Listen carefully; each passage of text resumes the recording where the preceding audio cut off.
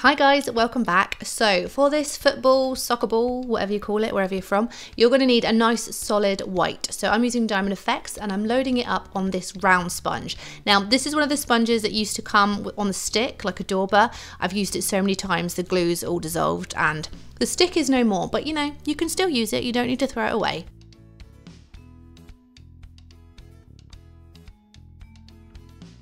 So once you've got that white nice and loaded, you can then take a little bit of grey and just rub the very top sort of edge of that sponge through it. And this is going to make a nice shadow. So to apply this, I'm gently pushing my sponge up and down, almost in like a pouncing motion. And as I'm doing this, I'm twisting it, and that's blending the grey into the white. For the flame, I'm using this split cake from Fusion and I'm loading it up onto a Snazaroo flat brush. I'm not sure on the size, I think it's maybe ½ inch, 3/4 of an inch, it's quite little. And I'm picking up mostly yellow, orange and red with a tiny bit of black.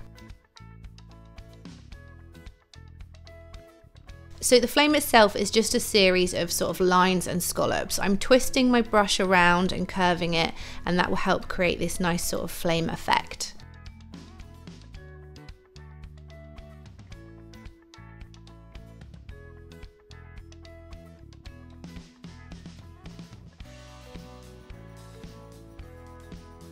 To fill in that centre part of the flame, you can just use your brush because it's already loaded, or a nice idea is to use a sponge. So I'm just going to load up the two bottom colours of that split cake and then just blend this into the outside edge.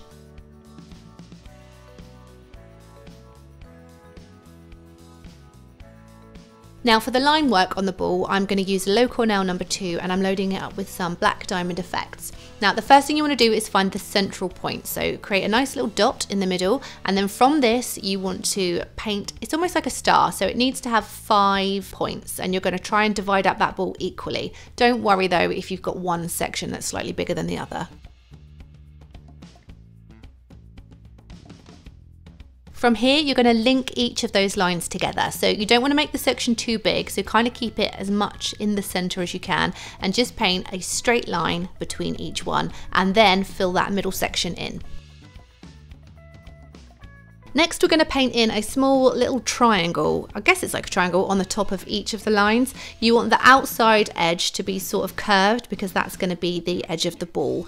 And then you also need to make sure that you're aware of the white hexagon that you're making. So you might need to adjust the lines slightly, make some of them narrower, some of them a bit taller to get that hexagon the right shape.